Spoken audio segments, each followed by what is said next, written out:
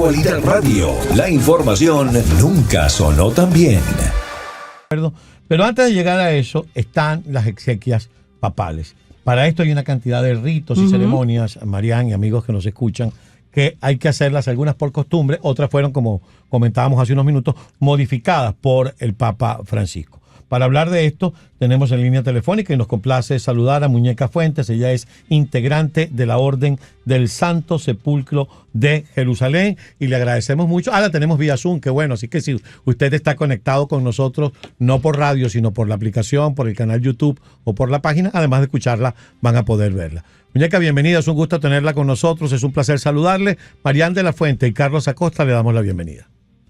Muchas gracias, buenas tardes Marian, buenas tardes Carlos, es un gusto para mí compartir con ustedes en este día, sobre todo un tema tan importante que, como bien decían, los ojos del mundo están puestos en el Vaticano, porque somos muchísimos los católicos y la verdad es que la Iglesia Católica sigue siendo una potencia en el mundo y pues es una situación muy especial, que ya nos ha tocado varias veces, porque desde que yo nací, esta es la quinta, yo nací bajo el Papa Pablo VI, me tocó Juan Pablo I, Juan Pablo II, Benedicto, Francisco, y ahora esta va a ser la quinta elección que voy a ser testigo en mi vida. Así es que estamos más o menos igual, más o menos yo, a excepción de Pablo VI, y yo creo que a mí me tocó desde Roma. A mí me tocó desde Pablo VI. A mí me tocó desde Roma cubrir en Roma a Juan Pablo II. No, pero usted habla ya desde el punto de vista profesional. No, pero no, porque fue lo que yo más o menos recuerdo. Okay. O sea, Juan Pablo I obviamente falleció, fueron creo que 30 días de pontificado. Sí, 33 días. O sea, fue Juan Pablo II, Ratzinger realmente y Francisco. Entonces vamos a ver ahora cuál es la quiniela papable y qué rumbo va a tomar la Iglesia. Ahora, eso que ha dicho Marian, Muñeca, es un excelente punto de partida para lo que queremos conversar con usted, porque ambos nos ha tocado desde el punto de vista periodístico la cobertura de unas exequias y de un cónclave, pero desde el punto de vista periodístico es una cosa y desde el punto de vista litúrgico es otra. Y nos gustaría que usted compartiera con nosotros y con la audiencia sus conocimientos y lo que implican todos estos ritos. Bueno, la forma, el procedimiento se ha mantenido, la tradición, lo que es la parte del cónclave, desde 1274, con el Papa Gregorio X se inicia el proceso del cónclave y hasta el día de hoy siempre se ha mantenido lo mismo, ¿no? Pero lo primero, ¿no? Al morir el Papa, viene el Camerlengo, que le llama 3 veces por su nombre de pila bautismal, o sea, no Francisco, sino Giorgio de Bergoglio, 3 veces. Al no responder él, entonces ya él lo declara muerto.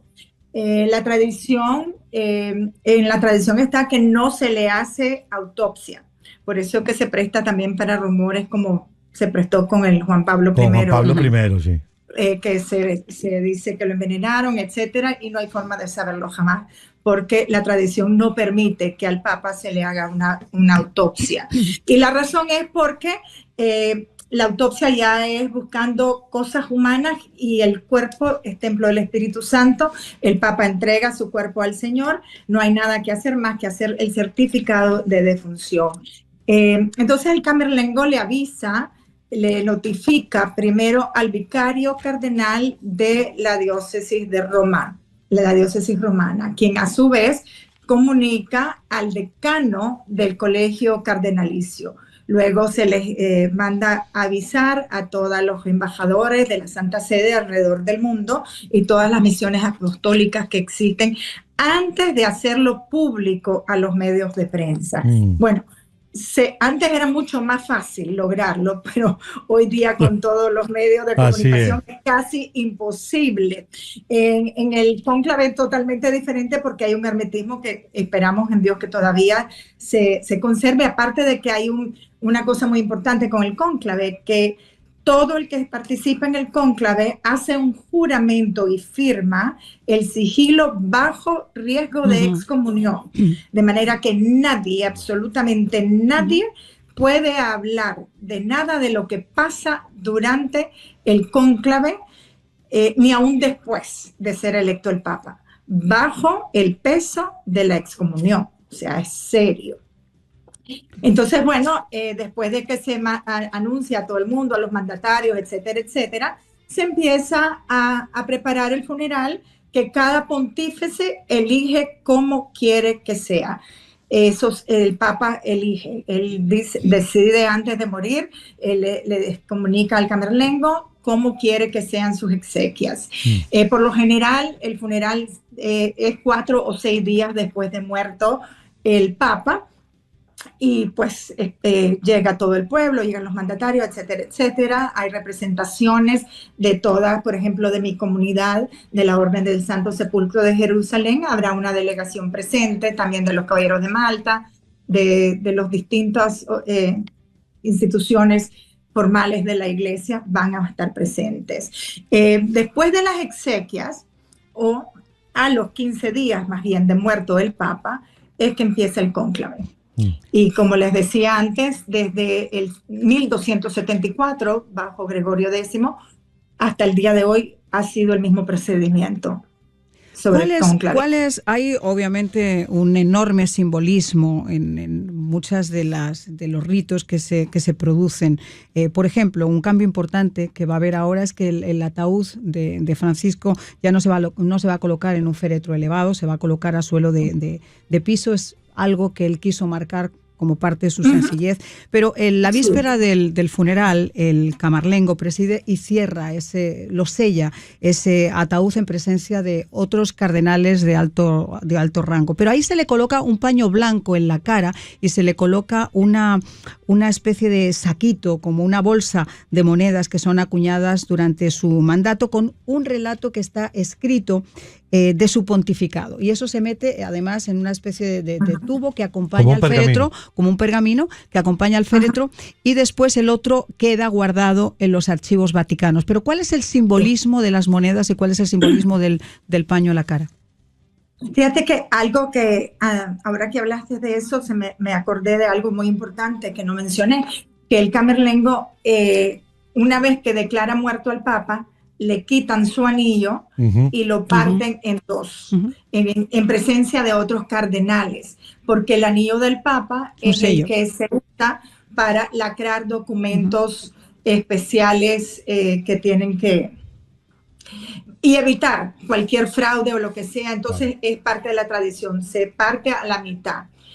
Sí noté en el cuerpo del Papa que le habían puesto otro anillo, cosa que no había visto antes, pero bueno, la verdad, en este momento no me acuerdo del simbolismo del paño y las monedas, pero sí que es como su viático, ¿no? Es lo que él presenta, las ofrendas que presenta el Señor, pero hay más detalles más bonitos que la verdad que se me fueron por la mente. Se me ocurre que lo del anillo, muñeca, y lo comparto aquí para que lo chismosiemos los tres, porque ayer casualmente vi una entrevista que le hicieron a el Papa Francisco, y cuando alguien le preguntó que por qué el tema de la humildad, que por qué no usaba el anillo, que no le gustaba, y él decía que cuando a él lo nombraron obispo, él mismo se compró un anillito en una joyería en Buenos Aires que le gustó y que le pareció adecuado, y que ahora lo seguía guardando por el cariño que tiene. Él dice, ese es como a los que son seculares, a los que no son sacerdotes, su primer amor. Bueno, este es mi primer anillo y me quedo con él hasta el último día de mi vida, aunque sea papa. Entonces probablemente por eso usted le está viendo que tiene otro anillo que no es el del cuño.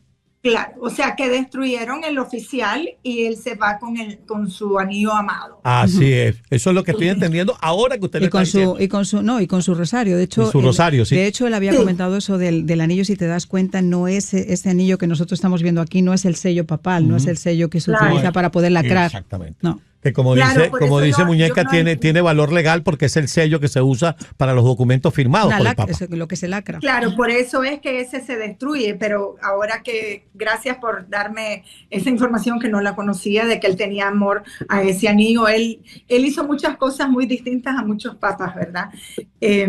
Pero pues la tradición en cuanto a lo que sigue, vamos para adelante con el mismo proceso desde 1274, eso no cambia. A los 15 días de muerto el Papa, se reúnen en la Basílica de San Pablo, celebran una misa para pedir la luz del Espíritu Santo, todos los cardenales que van a participar, que son todos los que no han cumplido 80 años. Ya al día de la muerte del Papa, así dice la Constitución de la Iglesia, de manera que si la persona cumplió a los 3 días después de muerto el Papa, pues todavía califica. Se van de la misa, salen en procesión a la Capilla Sistina, donde van a estar en cónclave, que en latín significa bajo llave, encerrados, hasta que elijan Papa. Se hace la votación 4 veces al día.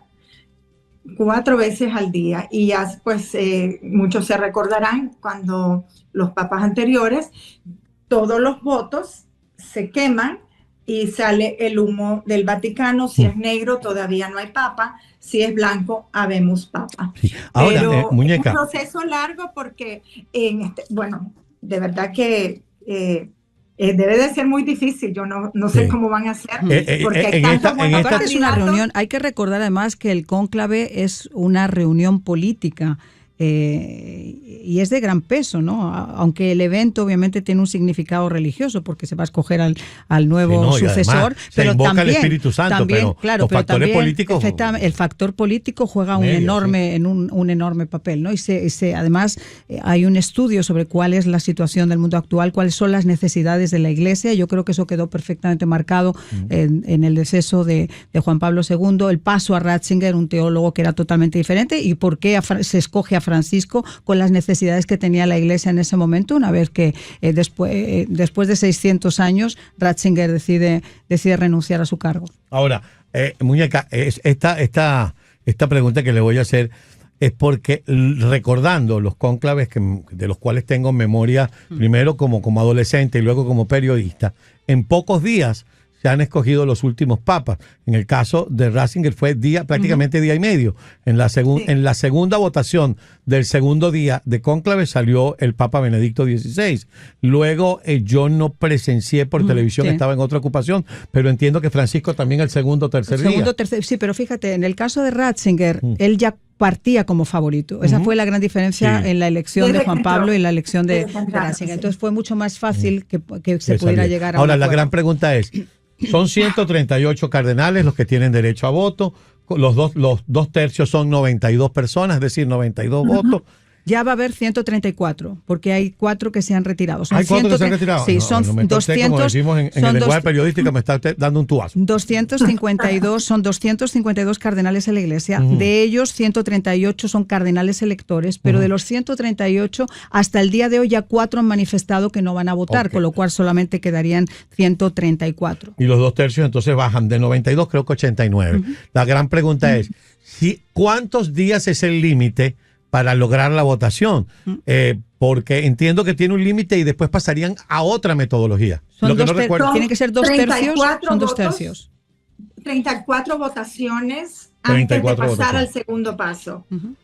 Por lo general no se llega a ese punto, ¿verdad? Ahora, en esta ocasión yo creo que va a ser más difícil por la situación justamente que estamos viviendo en el mundo, y el 80, o más bien creo que es el 90% de los cardenales papables, o sea, que pueden ser electos por edad, etcétera, los trajo Papa Francisco, o sea, son de su misma línea. Efectivamente eran como 75, ¿no? Sí.